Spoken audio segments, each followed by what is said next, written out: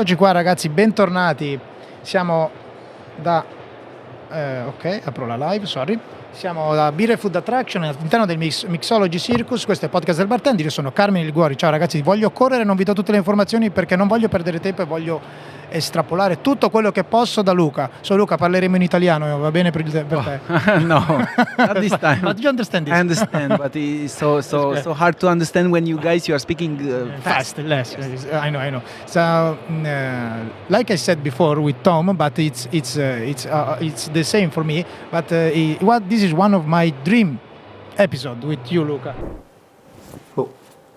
Ciao, abbonati sul canale YouTube. Amici miei, ciao. Se vedete questo video vuol dire che già seguite questo canale, quindi non devo spiegarvi chi sono io e che cos'è questo posto. Siamo diventati tantissimi. Ho deciso di attivare gli abbonamenti su questo canale YouTube per poter ricevere supporto da parte vostra e soprattutto per poter sapere chi sono i veri fedelissimi, ai quali poterli includere su un gruppo speciale in cui verranno date tutte le informazioni riguardanti le novità del podcast e anche i vari progetti, e anche la possibilità di partecipare ai vari giveaway, perché ho fatto un sacco di regali tante volte, però spesso non so a chi veramente sto dando quello che magari sarebbe più giusto destinare a chi segue veramente questo progetto da sempre. Quindi a un prezzo simbolico di 3,99 € ho deciso di dare la possibilità di abbonarsi al canale YouTube. Quindi 3,99 € penso sia un prezzo onesto per tutto questo. Nice to see you in this. Nice to see you too in this event. Exactly. We're supposed to see us on the stage flipping bottles and. We are used to do that. To compete Yes. each other. And now we are talking and throwing nothing. And throwing informations. Maybe Yes. they are important. Yeah. Yes, sure. So Luca, I don't want to lose time always to say thank you to you, but you know we are friends. You know how glad I am to see you, to you give it to me your time. Thank you so much for the invitation. I said yes from the start. You know, Yes, from the start you said yes. You say okay, so we find a way, but yes, I will come. So thank you so much. So Luca, how are you? Really good. What are you doing today? What's your business today? Oh, we are doing so many things in the hospitality world, you know. Of course, in Romania, in our hometown, in Bucharest. You still famous in Romania? Yes. Yes, I'm still going to the TV shows, the radio stations. I remember Matteo Esposito one day told me he was at the airport to bring you, and there was like some Romanian guys who was asking you to take picture, and Matteo was, but I think Luca in Romania it's like a superstar because people at the airport are asking him about pictures and things. Yes, because I was lucky to compete in Romanian Got Talent, the talent show, in the first edition, and you know, when you are first in something, everybody will remember you, you know. Yes. And what you? I interrupt you. You was telling me what's your business today. Actually, I am part of Exquisite Bar Solutions. Back in the days, from a lot of time. From so many years, I was trying to make my own agency in my hometown in Brașov, but I was so young and I failed really fast. I didn't know how to manage the business. Actually, I think it make you grow. Yeah, exactly. I understand so many things. I lose a lot of money, and then I was like moving. I was moving in Bucharest, meeting the guys. I was competing in that period of time, and the Exquisite Bar Solutions, they was organizing a championship, Romanian championship, and this was one of the most interesting part because. It was for me competing like almost each month in Romania. I supposed to practice a lot, you know, and it was important for us to have like a championship, like it was here in Italy with Lollapalooza. Yes, that kind of championship bring people for practicing bring the flair alive. Exactly, because you need to keep practicing for something, you know. Okay, let's say that maybe you can't travel too much because you need to work. But you need to compete, yeah. You was a flair bartender. How to say? If I was having a competition, I was pushed to train. But if I was not having competition, I have not the passion to flair. You was a bartender who are do trainings without competition, or you always need a goal to do training. Yes, I mean, for me it was important to be Romanian champion. Okay. You know, so for me the Romanian championship was so important because in my mind was something that I am the best product of the country. So if I'm not doing something, nobody will do. You know, so that was the first step to win the Romanian championship, and I won it like 5 times in a row. And then when I would start competing international competition, I start taking stages somehow. So for me, because we was talking about Tom Dyer was a point in my career so hard, because when I beat Tom in a competition, for me it was like, okay, if I'm beating Tom, I can beat anyone, you know. So that was my kind of strategy, let's say. Okay. In that period of time. In that period, I remember back in the days in a Paris Flare Open DVD when you were so skinny. Yeah. I think you was so young. You was young, yeah. And I remember your eyes I remember your eye in an interview. Whose Christian was judging, was judging, and yeah. he was telling you, like, you are a nice guy, and I like your style. You will grow up well, or things like that. And I remember, and you was like, thank you. Yeah, I was stressed. Of course, Yeah. when Christian is telling you this, Yes. you know, and they believe in you. Yeah, because I came with that kind of style, you know, like body language style, and in 2010 maybe was 2010, yeah, 2009, 2010, and it was something completely new for the flare scene, you know. And the judges, when they saw me for the first time, they was like, okay, this young kid is something. He has something special, you know. Maybe not so difficult moves, but the creativity and the originality was there. Also. It was always one of the points you want to people know you are pushing in that exactly in that way. Yeah, true. I was like giving everything for flare, and I remember that I was watching the videos and I was watching the judging reactions, you know, when I was doing moves, because, you know, first when you are going on the stage, you don't know how they will react. Maybe you will look stupid, you know. Yeah. But then when I saw Francesco, for example, Francesco Leoni, he was judging me one time, and his eyes was big like this. And I understand that, okay, they like this kind of style. I like it, so I need to push. I remember one move you show it to me and another guy, a move in a practice room, and after I think you didn't bring that move because it was spilling. You don't find a way to do it without a spill. The bump. The bump like this. You show it to me. You did it with the old Bacardi bottle. Yeah. It was maybe about the glass I was building. You was doing the shape exactly. You was doing that, but you never bring it to. I know that move. You bring it. No, because you're supposed to do it only with syrups, and you are not allowed to compete with syrups in a competition. But I still have moves. You know, I still have moves, but I don't have time to practice, to bring them alive on the stage. Maybe you don't remember, but Tom before told me about one guy who was telling him how to catch 3 bottles or 4, I don't remember. And I told Tom, you teaching me how to use this finger. Oh yeah. I don't know if you remember, but you teach me how to use this. Really? Finger. to grab the bottle, behind the back. I had a few. Yes, to find a way to have stretch of this. Yeah, to practice. Yes, exactly. Practice a lot. But Luca, how you start to do bartender and flare bartender too? What pushed you to do it? You know, I was like, to start my story. Actually, I came from a small town from Brașov, far away from Bucharest, and my parents, they didn't want me to do bartending. You know, of course. All parents of us didn't want, or maybe they saw it like, okay, you can do for 2 years, and after you have to find a real job. Yeah, exactly. They was thinking about doing something completely different.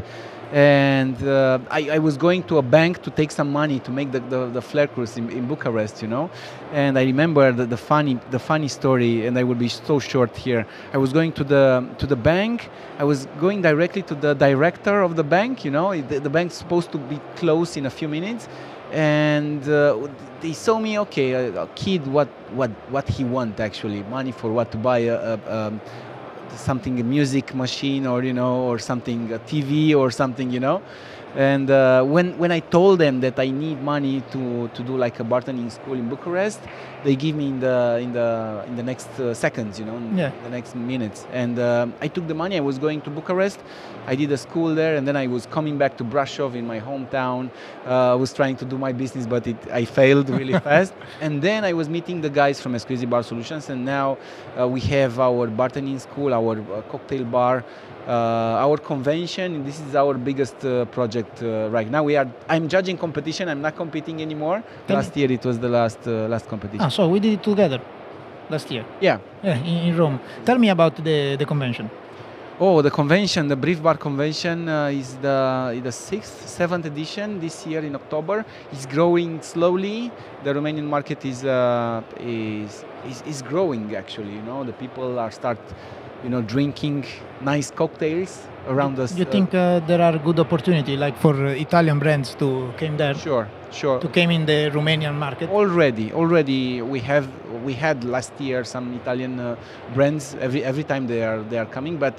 Yeah, it's a good business. It's a good business to jump in the market because the market is pretty virgin right now, you know. So it's a good business. Yes, in Romania right now. So I would like to ask to you the same things I asked to Tom. Maybe you look at it maybe you see it in another way. So I would like to know how you think about it. How to capitalize today, Flair? You know, when you was flaring.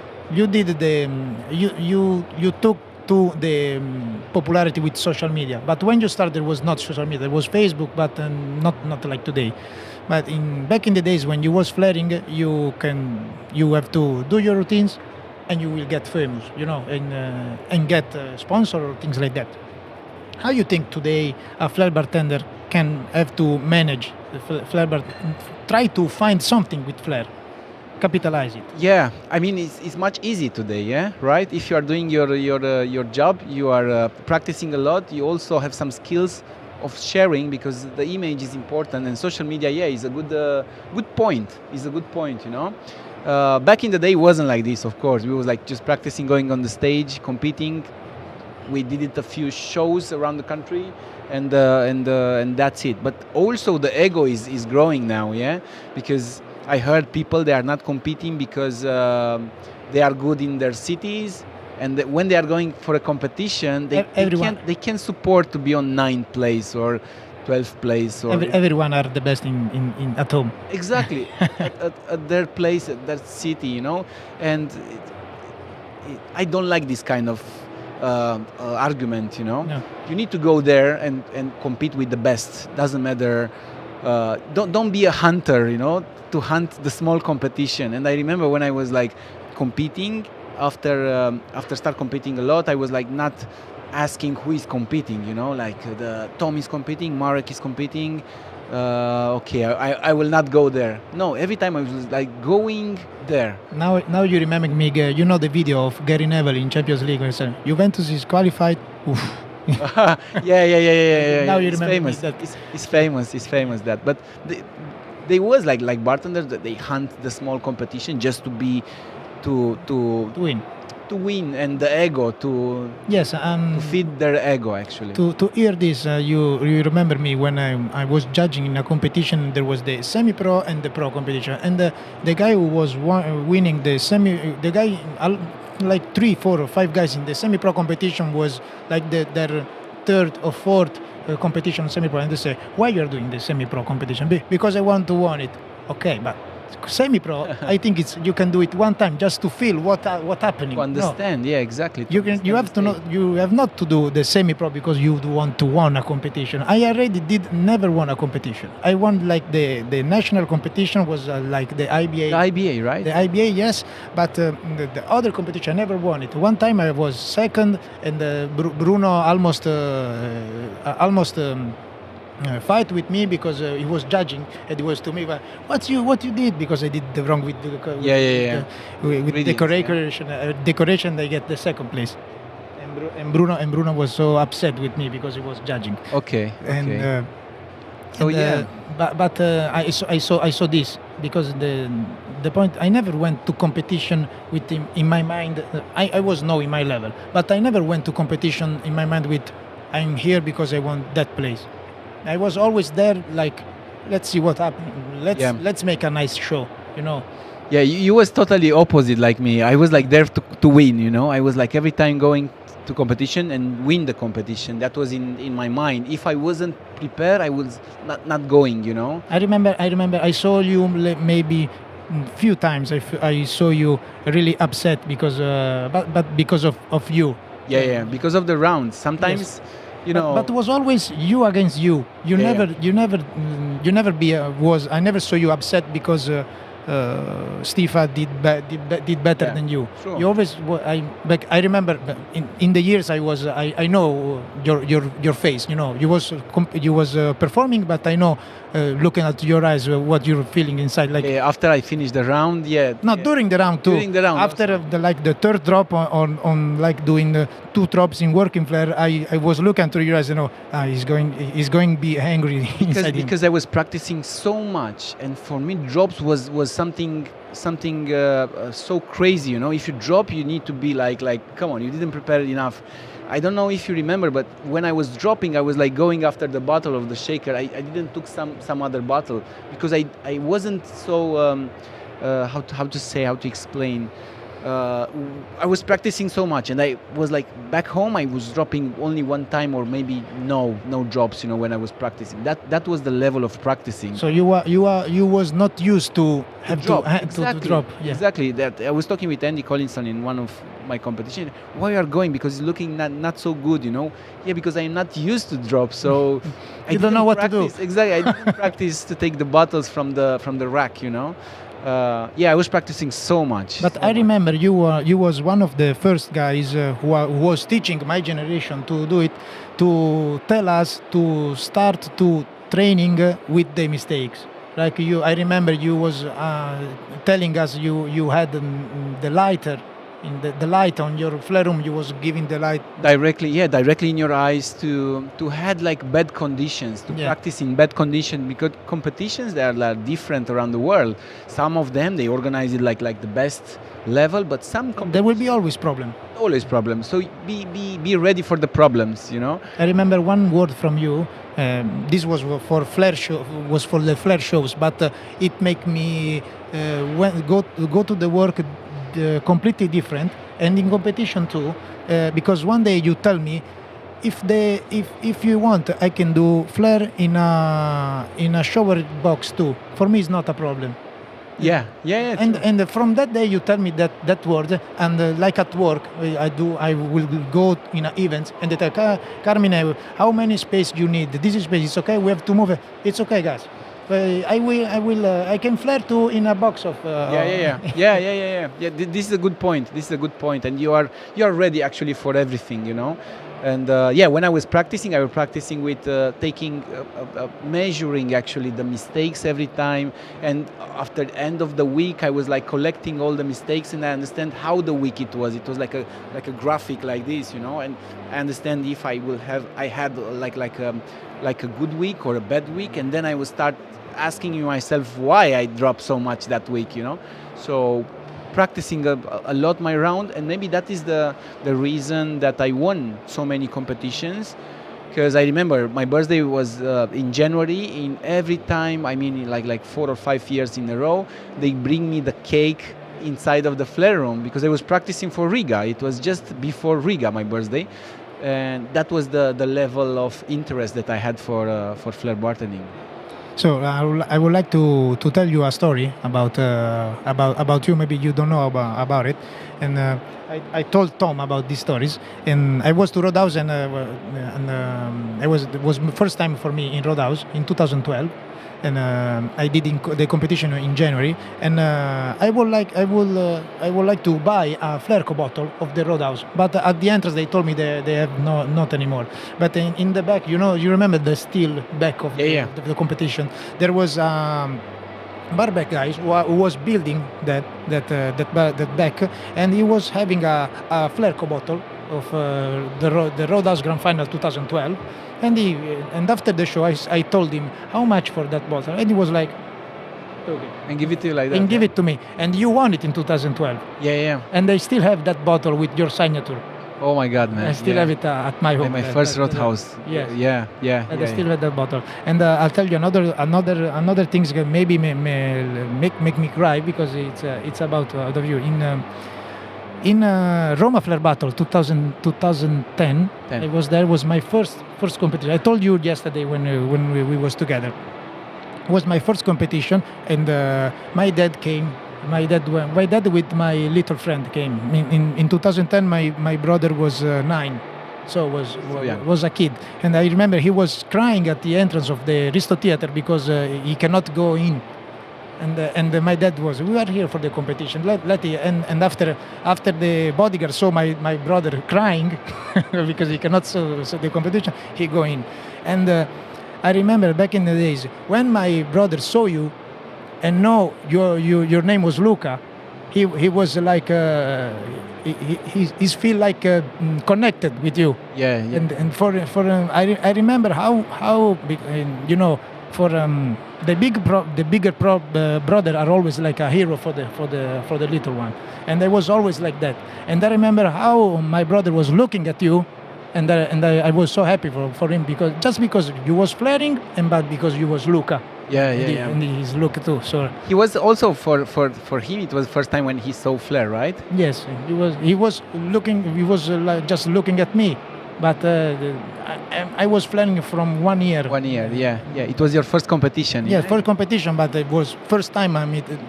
Back in I just know Dario, Marco, because I did the training, But was the first time I met. I remember the competition in that big stage. It was a big stage. Risto Theater. Risto Theater, yes.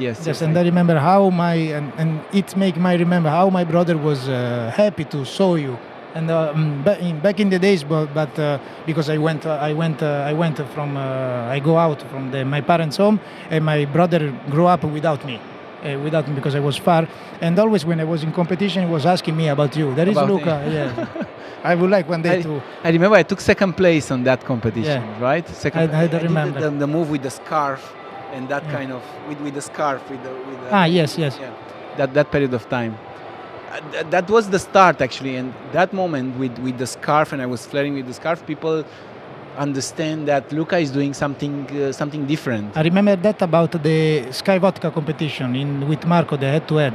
In Milan. Yes, in Milan, you was doing that, you was doing this, and but in Milan, I think it was impossible to beat Marco. Yeah, I was young. I was still young, and Marco had like a lot of experience. It was also for me, for everybody. That moment I was just touching the stage, understand what's happening. I was like loving what I was doing, but I didn't even dream to win a competition like that. It was a big competition, and I think Dario Doimo won that competition. He won it with I don't remember, but he was stressed because he was coming from Vegas. Okay. He won with the jet lag. With the jet lag, yeah, he won it. The difference, yeah. So, but I think it was like a big stage for you to be like. I don't know if you already know how to do a head-to-head, and you did it with Marco. Marco was very famous back in the days there. Yes, and the stage, it was like a TV production, the big stage. Yeah, it was the Campari competition. Now it's Campari competition, it's Mixology, but it's the previous Campari competition. In the same place? It's happening in the same place? Yes. Okay. But when I saw the production, was pretty amazing. Yes, it's Campari. Planet One is organizing. Okay. It's still organizing today. Nice. I remember it was such an amazing, and I was stressed also because I was young and being on that big stage. I remember you was doing I was in the move like the elbow, the elbow. But not the stall, but the tree move. Yeah. That was so nice. The roll on this part. Yeah, because every time I was trying to find some other options of flaring or catching the bottle, and I didn't understand why the other bartenders are doing the moves from some other bartenders, because the moves are famous and everybody knows the moves. Because when I met the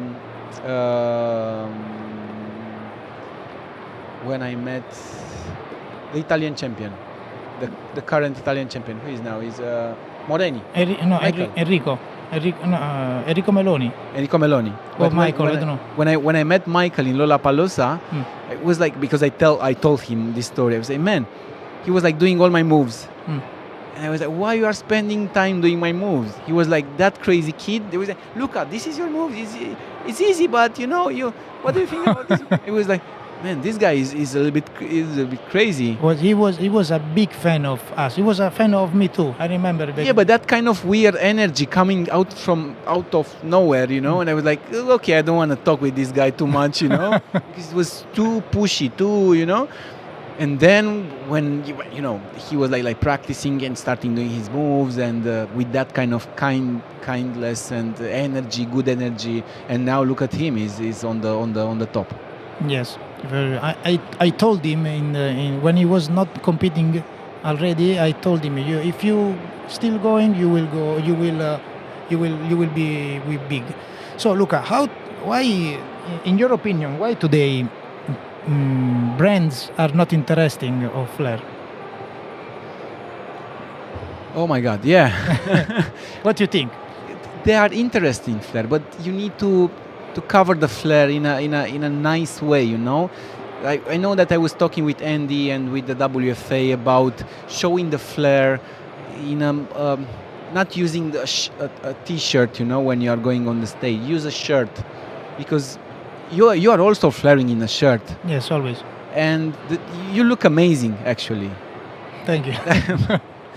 I mean, no, the flair. I remember I teached you how to do true, to your shirt. True. Yeah. But everything needs to change a bit, because the brands they need to have like a nice image, and the quality. Also the bars, for example, on Flare Crash, and we still organize the Flare Crash competition. I was on the 12th. 12. Oh my God! Now it's like I even don't know. 20, 25, 26. Yes, I was on the 12th edition. And now we build another bar, a really nice good-looking bar, a flare bar, but it's not a Flareco bar, not that kind of. Yes, it's not working case. anymore like the Flareco case.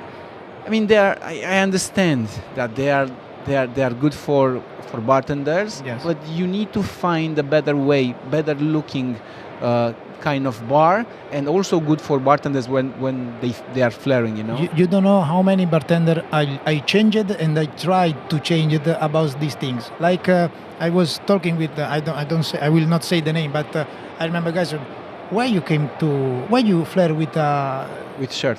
With stretch shirt. Okay, yeah. Just do the iron. It's completely different. We are talking with people. It's for me. You cannot talk with people with brown teeth. Yeah. Don't spend money in weed. Spend money on the dentist. Yeah, on grooming. Yeah, yes. The grooming. How you look, how you sell it, because like the finger. You cannot make cocktails with blood. Exactly. Blood here. Yeah, but I am practicing. Yeah, but this is the answer. The answer is like this. Yeah, but look, I am practicing. I can't. I'm doing like big moves. Yeah, no. I mean, who cares? Yeah, it's important to do big moves, but how you present the moves is how you are dressing on the stage, how you are looking. This is all the community. You have the image of the whole community, in a big competition. If you have like big trousers and you are going like this on the stage, also it's not looking good. But as organizers, I remember I was talking with Andy about this, about having shirts. He did like a WFA series. I don't know, you know the competition when they was like dressing really nice. Yes. And everything was like looking amazing from pictures, from videos, and you attract brands. Also, the second part that I don't like it is the drops when they are practicing on the stage. Wait. Remain on because I want to ask you something. Remain there, and you will answer me. Back in the days, I remember you was so focused and you study so well the rules about the competition, and you find a way to win everything, to win every time, because of you. Because you understand the rule of the competition, and you find a way to win everything. I think I don't know, remember exactly in what year, but WFA changed their rules about you and Danny. And after that changing, you and Danny start to win all the competition. And after the rules changing, back changing back, and after you start to not win every time because the drop didn't work anymore. So now you can. Yeah, because I was practicing so much, and yes, the strategy was behind, because I was fan of all the big names in the world, and when I was traveling in the States, I was asking all the guys, how do you practice? This was my first question was, how do you practice? What you are doing first when you are going? And the answer was like crazy. Yeah, I'm going to the flare room and I'm practicing. I will stay like 2-3 hours. Yeah, but you don't have a strategy. You are not doing a warm up. You are not doing. You are not noting. Taking. I think all the flare bartender on the world start to do the rope because of you. Me too. Also, yeah, the warm up, and also when I was practicing, I was asking so many questions for the organizers to give me pictures with the bar station, with the judges. Who are the judges? I was printing pictures of the judging on the walls. Yeah, and I also make like connection in Singapore. Mr. Taka was not staying with Shamil, and on my wall in the practice room they was like staying together, and I was like, why are not staying together? Because I was practicing like this, in this way, because I was like stopping and watching the guys, and it was Denny Bakiev also was judging me in that period of time.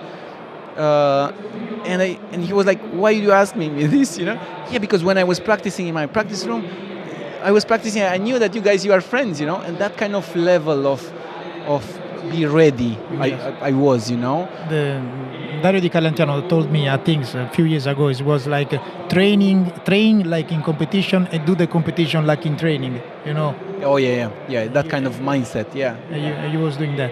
Yes, yeah, and going back about drops, yeah, the WFA changed the rules just before the grand final with 2 weeks, and I was like, I didn't sleep for 2 days because of that big changes, And yes, I will give like minus 10 points for each drop if I will, want to do something.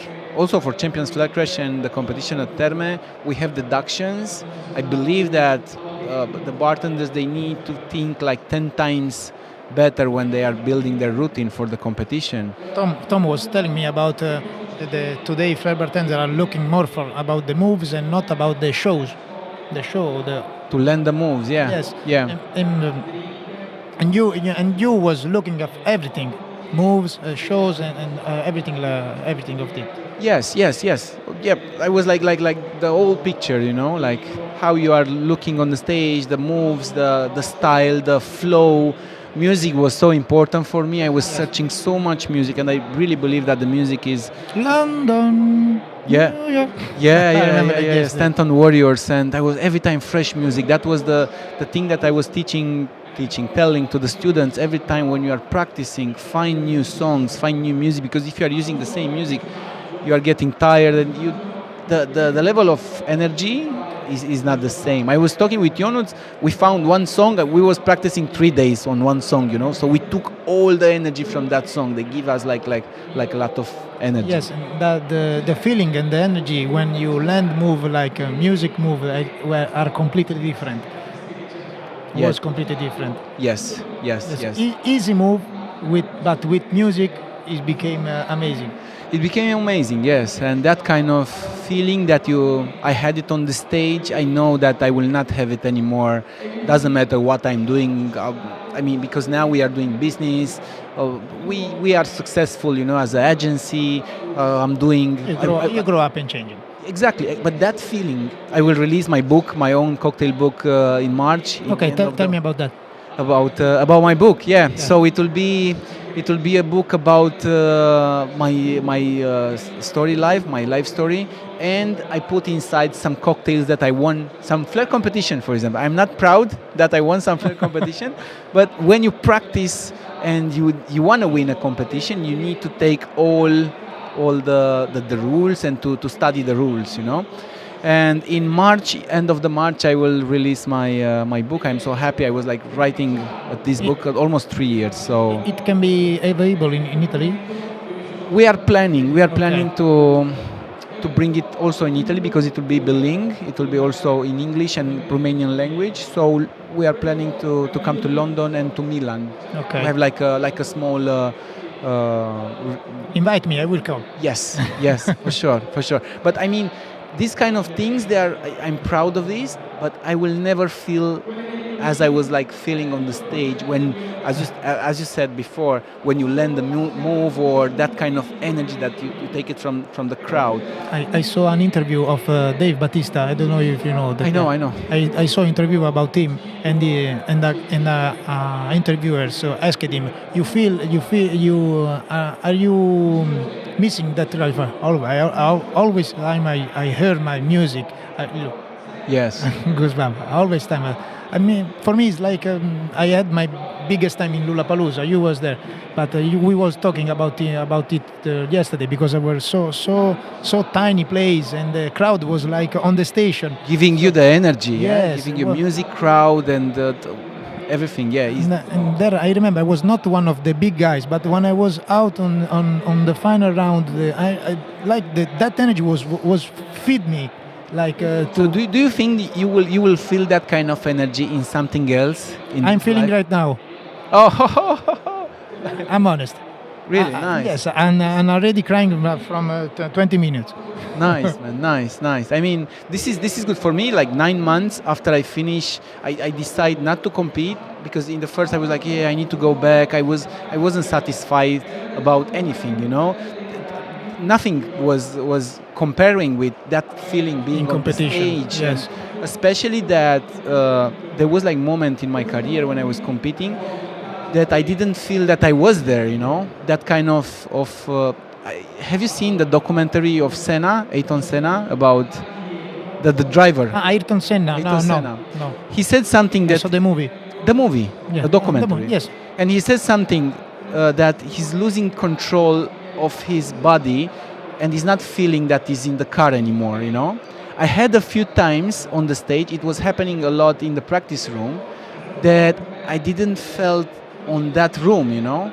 That kind of energy of music and flaring all together gives you the flux in the a lot of DJs are happening. They feel this, DJs and singers, when they perform on the top level, they are feeling that they are flying, you know. Yeah. And I had a few times. Me too. Few times in the competition sometimes, but in the flare room with the good tune music and you know, the energy and the moves, you are feeling something special. I think I will never had that kind of feeling in my life. That doesn't matter what I will do. I'm doing a Master Evento. I don't know if you know it about that. And in Master Evento, few times I feel the things because when you are teaching. No, when we are doing the flare show. Oh, okay. After 5 days together with 100 guys, we are like brothers, you know, and we are for them we are like gods, you know. And it became a very good connection. Yes. And the last day when we do the flare show, it's you can see people crying or things like that. You feel. That is amazing. Yes. It's amazing that you can feel that, and I'm feeling bad for the people that if they don't reach this kind of feeling for what they are doing, you know. Yes. Because he's amazing. Senna says the same. He was driving and one point he doesn't feel that he's in the car anymore because he's driving in some other dimensions, you know. How you manage the things? Because I did this question to big mixology guys here in Italy. But how you feel when you understand you're being an inspiration for a lot of guys? Oh, this is amazing. I mean, but like for me, when I realize it, I feel it like so heavy things. Yeah, it's I mean, you inspire people around the world. Is like overwhelmed, you know. You feel amazing, and happy that I can give them this, you know, like to be like an inspiration for some people around the world, you know. And there are so many. I was in Verona like few months ago, and there was like bartenders like stopping me on the street. I was like, really? Because, you know, our community is not so big and we know each other, the big names, we know each other, you know. And I every time I was like feeling feeling amazing about this. And you know, I have that kind of quote when I'm saying stay original in the world of followers and trends. Not just a shooting star. Not just a shooting star, yeah, because a shooting star is like a star that is going there, staying a bit, and then is going down, you know. But you are not just a shooting star; is staying there for a long time. You are one of the guys who showed me without saying nothing to me. But we are not only just throwing battle. I started doing the podcast too because I want to people know. I know how to talk. You know, we have ideas. We have something in our mind. So you was an inspiration for me too to do other things. Other things in a different way, way. Because when my first competition, I took the last place, and one of the judges told me. I know you still have that video. I was down, you know. But one of the judges actually told me, like, Luca, maybe the flair is not for you, you know. And when this is coming for a judge, it's serious, you know. Yes, and you feel it.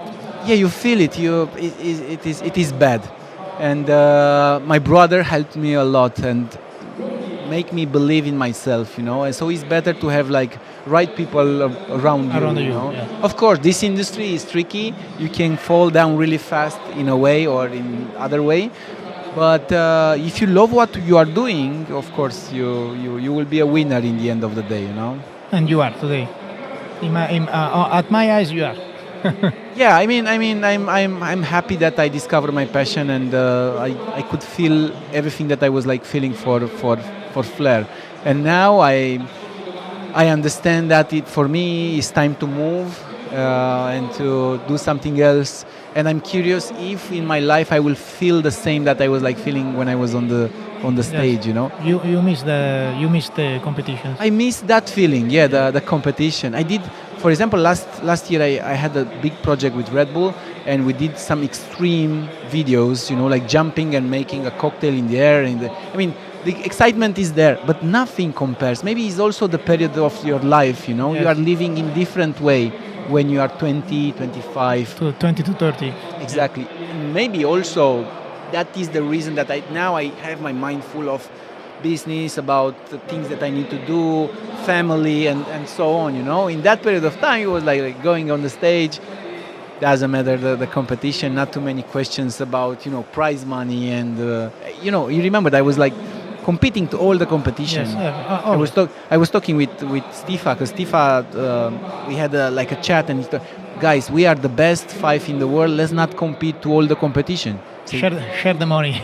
No, but we are the best, so we will not support the small competition. They need to understand that they need to put money in the comp. And I say, no. Okay. You support the competition by going there, you know, showing your move. The brands are seeing the moves, and then maybe they will put a little bit more money. And also for you, it's better to go to the small comps to be ready for the big ones, you know, for the world championships and understand what you want to say. Not to practice your round, you know, on the small stages, but to stay there, to feel the stage, and to be ready for the grand final. Luca, thank you for your time. Thank you so much. Thank you so much. I have to do this. Ok? Because of Alex, I forget it. So, ragazzi, questo è un nuovo episodio del podcast del Bartender. Luca, grazie mille per avermi dedicato il tuo tempo. Thank you so much for giving me your time. Thank you so much. I'm glad to say I'm a friend of you. Yeah, also, we will have like a long friendship. Yeah. You will see. Thank you to be here, and maybe one day we can do the volume 2 of this episode. Ragazzi, questo è un nuovo episodio del podcast del Bartender. Ricordatevi di seguire, abbonarvi al canale. Ci vediamo al prossimo episodio. Ciao a tutti.